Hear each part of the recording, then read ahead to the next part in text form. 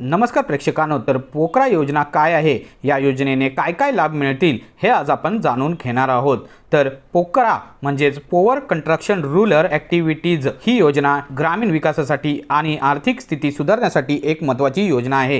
ही योजना विशेषतः ग्रामीण भागातील शेतकरी, छोटे उद्योजक व महिलांना स्वावलंबी करण्यासाठी आखली गेली आहे। भारत सरकारने ग्रामीण भागातील नागरिकांचे जीवनमान उंचावण्यासाठी विविध उपाययोजना म्हणून पोकरा योजनेची सुरुवात केली आहे। या योजनेद्वारे कृषी, पशुपालन व महिला सबलीकरण आणि इतर ग्रामीण उपजीविकेच्या साधनांवर विशेष भर दिला जातो। पोकरा योजनेचे उद्दिष्ट ग्रामीण भागातील लोकांना रोजगाराची संधी उपलब्ध करून देणे, शेती, पशुपालन आणि इतर ग्रामीण उद्योगांमध्ये आर्थिक सहाय्य देणे।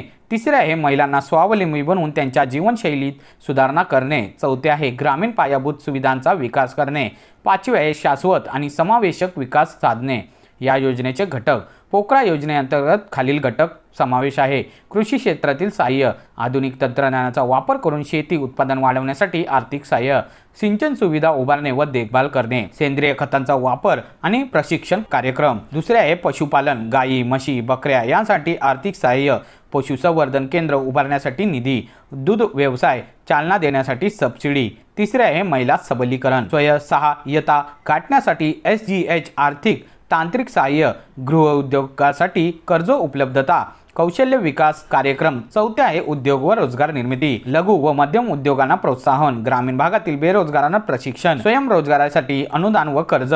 पाचवे आहे शिक्षण व आरोग्य, ग्रामीण भागातील शाळांमध्ये सुविधा वाढवणे, आरोग्य केंद्र व रुग्णालयाची स्थापना, स्वच्छता अभियानाद्वारे आरोग्य सुधारणा। लाभार्थी कोण? पोकरा योजनेचे लाभार्थी प्रामुख्याने खालील गटातील लोक आहेत। पहिले आहे लहान शेतकरी आणि भूमिहीन मजूर, दुसरे आहे ग्रामीण भागातील महिला, तिसरे आहे लघु उद्योग किंवा ग्रामीण व्यवसाय करणारे उद्योग, चौथे आहे आर्थिकदृष्ट्या दुर्बल घटक EWS, पाचवे आहे बेरोजगार युवक। पोकरा योजनेचे फायदे: पहिले आहे आर्थिक स्वावलंब, शेती व उद्योगांना मिळणाऱ्या सहाय्यामुळे आर्थिक स्थैर्य वाढेल। दुसरे आहे रोजगार निर्मिती, प्रशिक्षण व अनुदान यामुळे ग्रामीण भागात मोठ्या प्रमाणावर रोजगार निर्मिती होईल। तिसरे आहे महिला सबलीकरण, महिला आर्थिकदृष्ट्या स्वावलंबी होतील आणि कुटुंबाच्या उत्पन्नात हातभार लावतील।